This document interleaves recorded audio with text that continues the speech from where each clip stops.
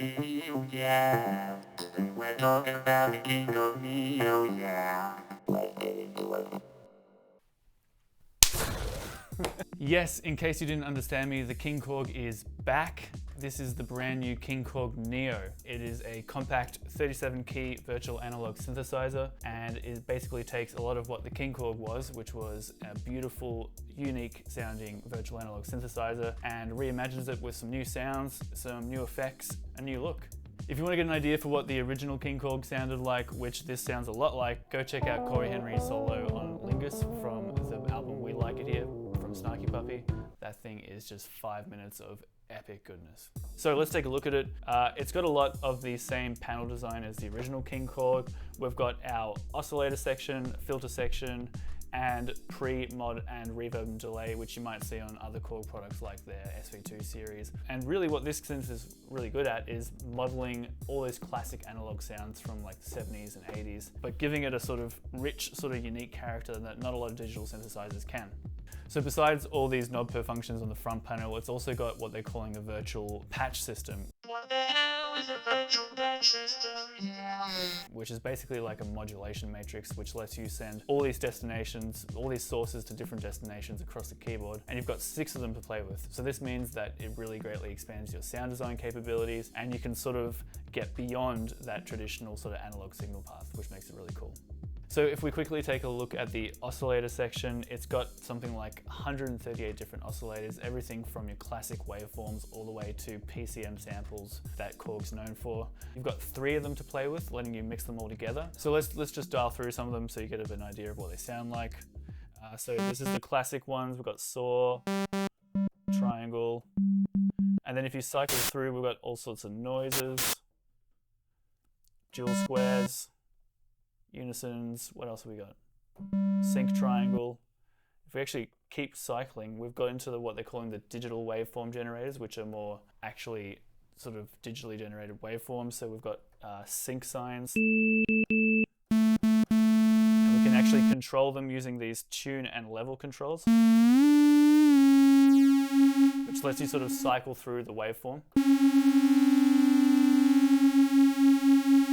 And if we keep cycling, we can go all the way to the PCM, so we've got like organ sounds. I think there's even an M1. It's an M1 organ. Ah, cool, M1 piano. That's pretty cool. What else have we got? A mallet. Turn on the arpeggiator.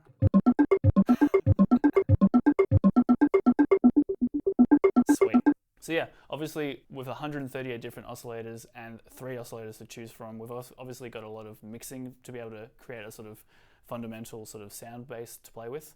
What about the filter? We've got a lot of analog modeled filters like the MS-20, 303, lots to play with there. And you basically just cycle through it by clicking this type button. And you can see we've got low pass and high pass versions of those filters. So next up, we've got our sort of modulation and control section. We've got 2 envelope generators and 2 LFOs to play with, both with frequency and intensity parameters. And the cool thing is that we can actually use that in the virtual patch system, which I'll show you later. If we move on to the effects section, they've sort of broken it up into pre-effects, modulation effects, and then reverb and delay. So it's really simple and easy to operate. All the classics like ring modulation, disseminator, distortion, all the way through to tape echo and BPM delay. So a lot to play with there. So yeah, it's got a very sort of similar body shape to Korg's other digital synths like the Modwave and Op6. It does have a nicer feeling keyboard, I think, than the Modwave and Op6 models. It's velocity sensitive without aftertouch, which I'm a bit disappointed about, but you know, not everyone needs aftertouch. But it plays really well, so it sort of feels good as a keyboard player. I can actually move around the keyboard a lot. And I think the compact size makes sense for something like the King Korg. The original King Korg was quite a big and hefty piece of equipment, and this sort of compact size deals away with that and makes it much easier to sort of just play around with and operate easily. I really like how easily everything's laid out. You've got all your different categories laid out here, so you can cycle through the programs really quickly. All the main sort of parameters are easily accessible from a knob. You've got all the cutoff, resonance, everything that you need straight away to sort of start tweaking with. And this is really important when you start to dive into more of the sound design capabilities with the different timbres, because it's bi-timbral. It's got 2 sounds you can play per patch, which is really cool. Now for some patches.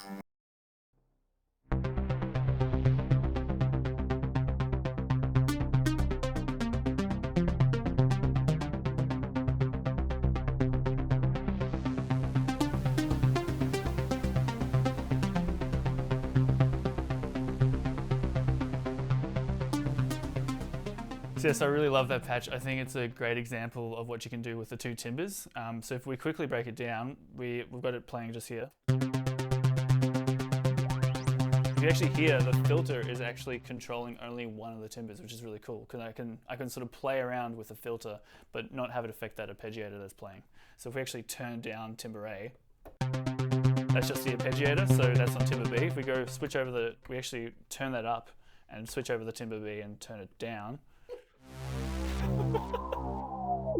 There it is. Yes.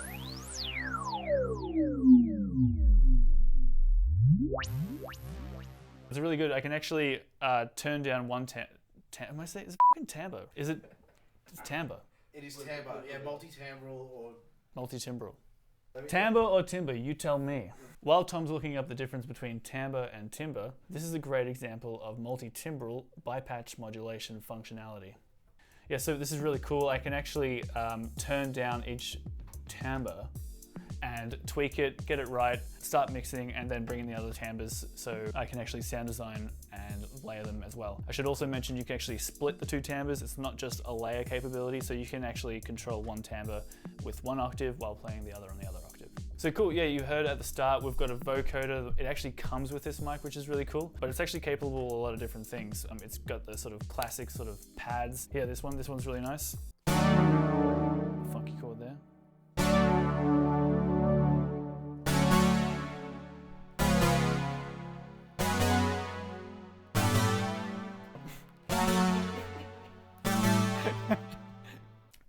Someone said bass lines. Let's hear about basses.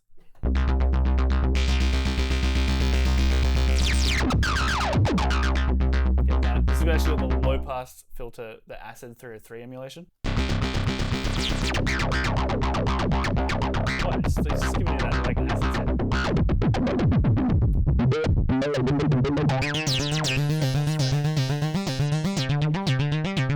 There we go.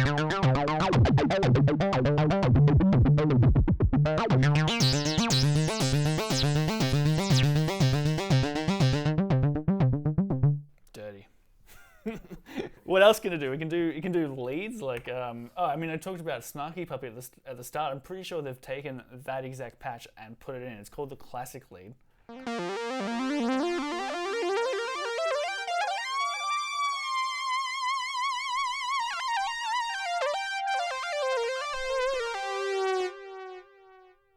I mean, this thing can do like so much. I mean, it's got everything from like, bells. What else?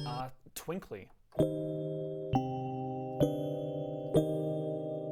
Are you a fan of dance?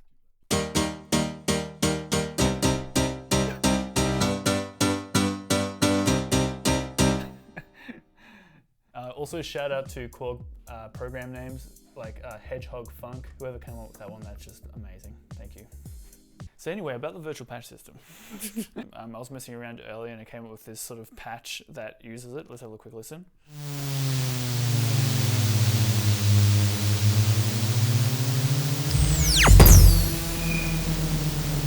So if we actually press page, and this takes us into all the parameters.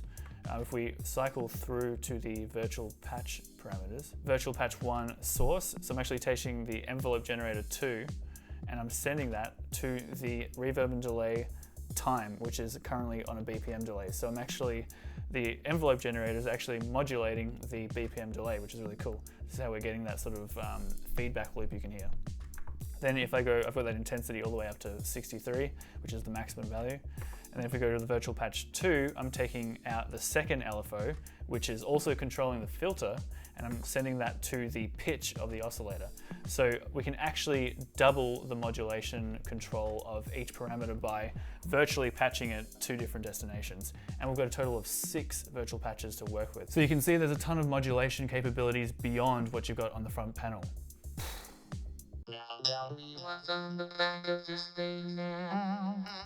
Other than that, it's got all the usual suspects on the back in terms of connections. We've got stereo line out for audio. We've got MIDI in and out, USB-B connection for what I can assume is maybe a librarian like Korg usually does with their instruments, as well as a couple of jacks for an assignable pedal and damper pedal.